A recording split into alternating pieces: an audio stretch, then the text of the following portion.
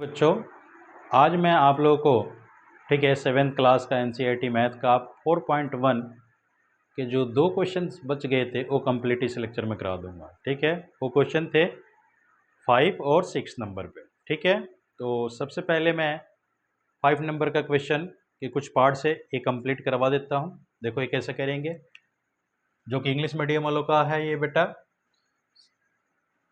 ये 5 नंबर पे जो क्वेश्चन है, देखो ये क्या कह रहा कि right the following equations, write the following equations in statement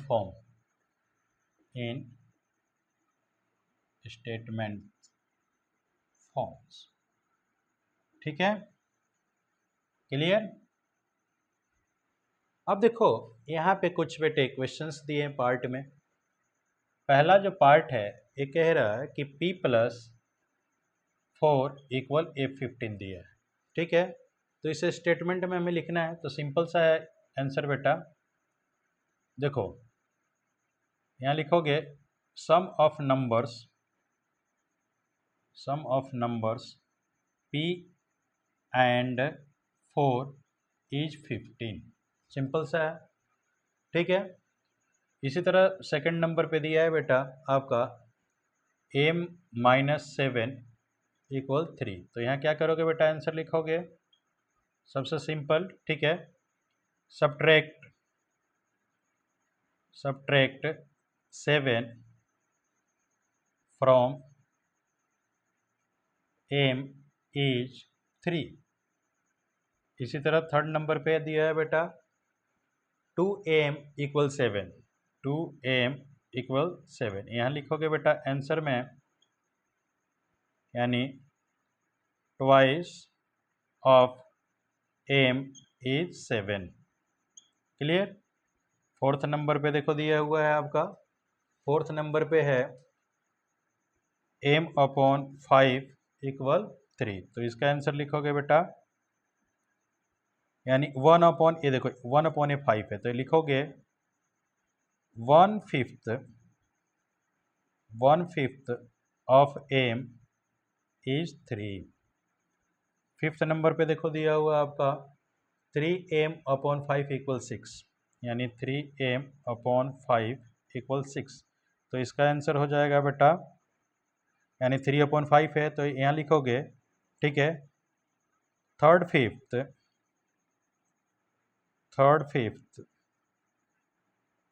of m = 6। Clear. यहाँ तक बेटा फटाफट नोट करो।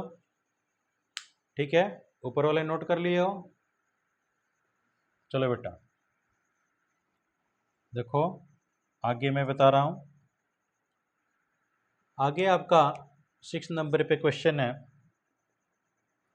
6 नंबर पे क्वेश्चन कह रहा कि 3p + 4 = 25। तो इसे हम आंसर में लिखेंगे बेटा कैसे, यानी यहाँ लिखेंगे 3 times of p, 3 times of p + 4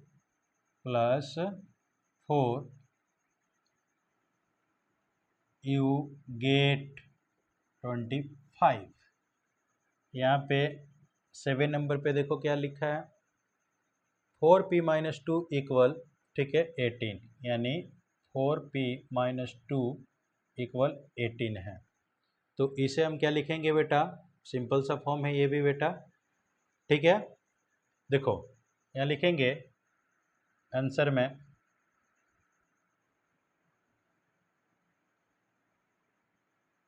4 times of p minus 2 = 18। इसी तरह बेटा 8वें नंबर पे दिया है। ठीक है, p/2 + 2 = 8, p/2 + 2 = 8। ठीक है, तो इसका स्टेटमेंट फॉर्म में क्या हम लिखेंगे, ध्यान से देखो। इसका स्टेटमेंट फॉर्म बनेगा बेटा कि आंसर देखो, हाफ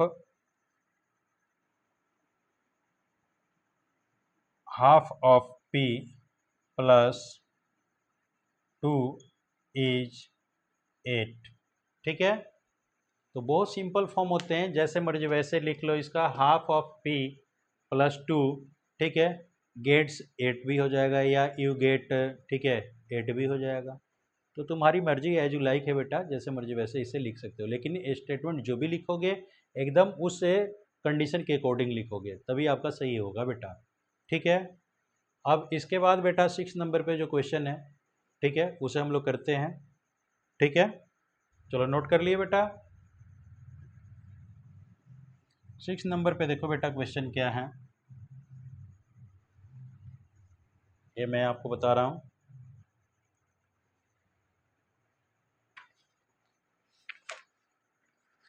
सिक्स नंबर का क्वेश्चन है, कह रहा कि सेट अप एन इक्वेशन। देखो बेटा 6 नंबर पे है, कह रहा set up an equation in the following cases, in the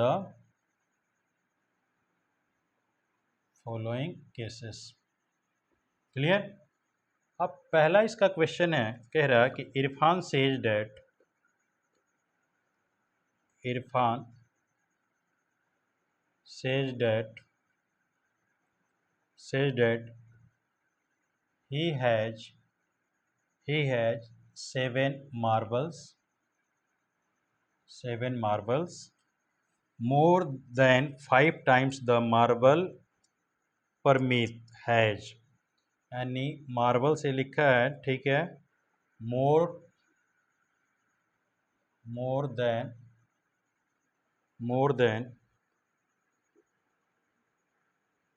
5 times the marbles Parmeet has।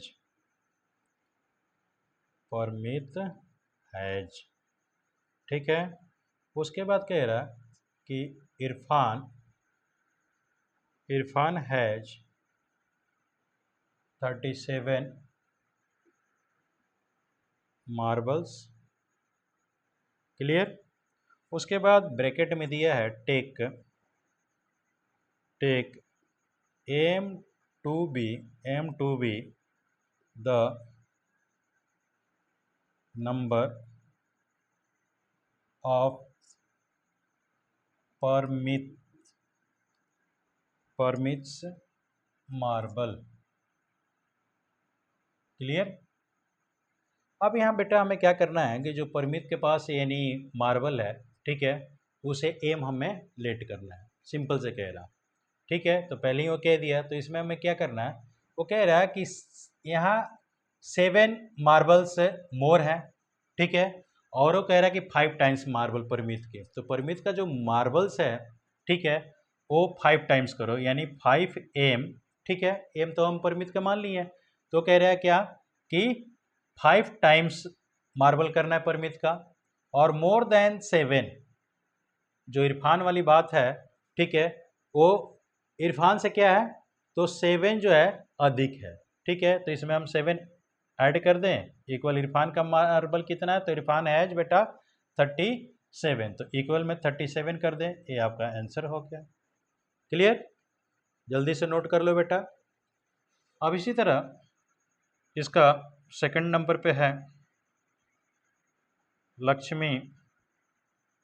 Lakshmi's father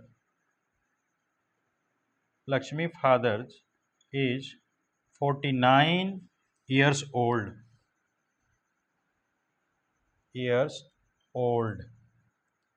Clear। He is 4 years older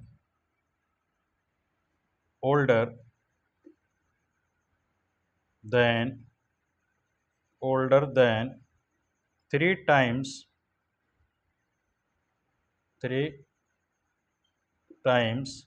Lakshmi's age. Lakshmi's age. Clear.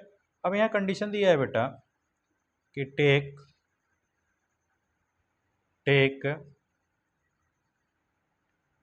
Lakshmi's age to be Y years. Clear. ये bracket में दिया हुआ है। तो यहाँ कह रहा है कि he is 4 years older than 3 times Lakshmi's age, यानी लक्ष्मी का जो एज है उसे 4 times वो अधिक है। क्लियर। तो हम क्या करेंगे, लक्ष्मी की एज में हम 4 को ऐड कर लेंगे, उसके इक्वल में हम फादर का एज डाल देंगे। तो सिंपल सा इसका आंसर क्या बनेगा बेटा, लक्ष्मी का एज हमें y दिया हुआ है, तो इसका हमें क्या करना है 3 times, तो 3y प्लस का यहाँ 4 कह रहा है कि ओल्डर है, तो 4 इसे कर देंगे इक्वल 49 कर देंगे, ये आपका आंसर होगा। ठीक है, जल्दी बेटा दोनों के दोनों नोट करो। नोट कर लिए। चलो अगला क्वेश्चन देखो बेटा, मैं रब कर रहा हूं। अगला क्वेश्चन बहुत सिंपल है ये भी बेटा।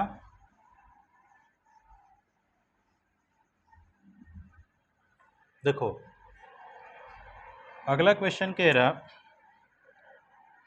तीसरा कि the teacher tells the class, the teacher tells the class that the highest marks obtained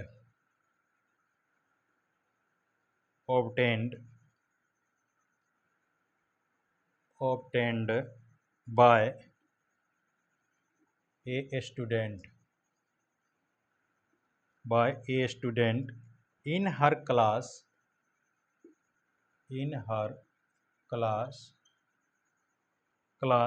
is twice the lowest marks, is twice the lowest marks।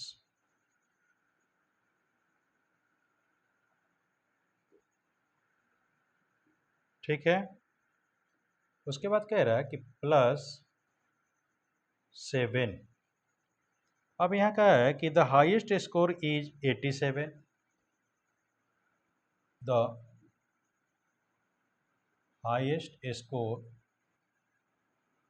Is 87।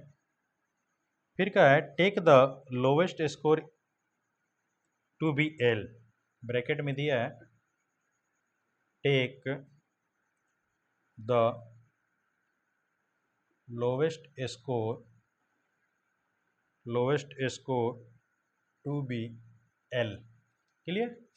यानी कहने का अर्थ है कि बुक कह रहा है ये कि लोवेस्ट जो स्कोर है उसे हमें एल मानना है। ठीक है, तो सिंपल सी बात है कि हम एल यहाँ मान रहे हैं। ठीक है, और वो ट्वाइस हो रहा है। ठीक है, यहाँ कह रहा है कि obtained by a student in her class is twice the lowest marks, यानी लोवेस्ट मार्क्स का बेटा ट्वाइस हो रहा है। तो यहाँ क्या करेंगे बेटा कि 2L कर देंगे, ट्वाइस का अर्थ होता है कि 2। ठीक है, और टोटल मार्क्स कितना हो रहा है 87। तो अब वो कह रहा है कि highest marks obtained by a student in her class is twice the lowest marks +7। तो लोएस्ट मार्क्स जो है उसमें हम प्लस का 7 कर दें, इक्वल हमारा 87 बन गया। ठीक है, क्योंकि हाईएस्ट स्कोर इज 87 है, तो टोटल ये अगर लोएस्ट का ट्वाइस में हम 7 कर दें वो हाईएस्ट मार्क्स इक्वल हो जाएगा, ये आपका आंसर होगा। ठीक है, अब अगला क्वेश्चन देखो। अगला क्वेश्चन सिंपल ये भी है, बस केवल बेटा समझ आना चाहिए तुम लोग को। कह रहा in N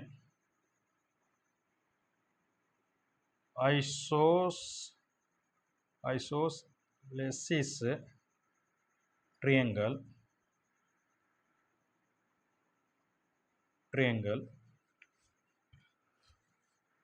the vertex angle is vertex angle is twice either base angle.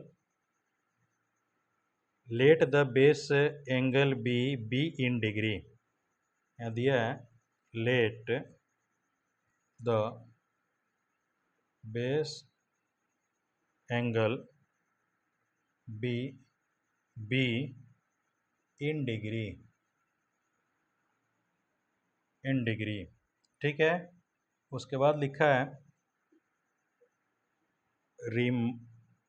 remember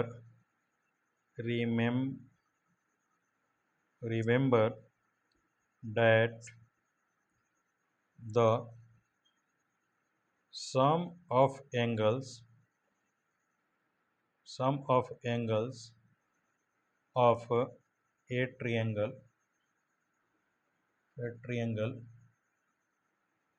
is 180 degree. Clear? ये हमें दिया हुआ है।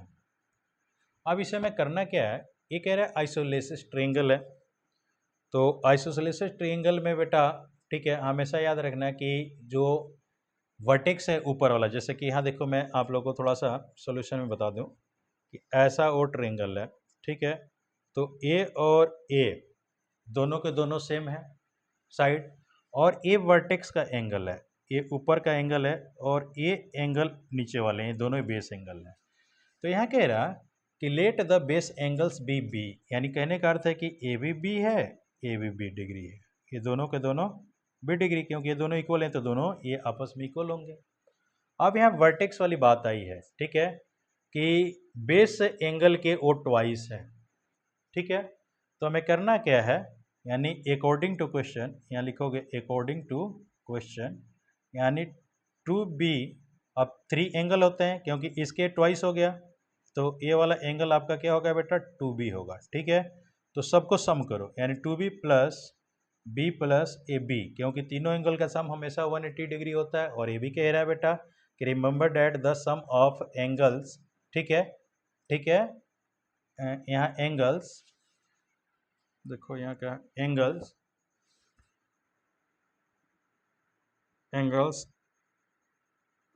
Of a triangle is 180 degree, ये दिया हुआ है, तो कहने का अर्थ है कि तीनों का सम करोगे वो 180 के डिग्री के बराबर हो जाएगा, आप ये सम करोगे तो 4 आपका बी होगा, 4b इक्वल 180 डिग्री, ये आपका आंसर हो जाएगा।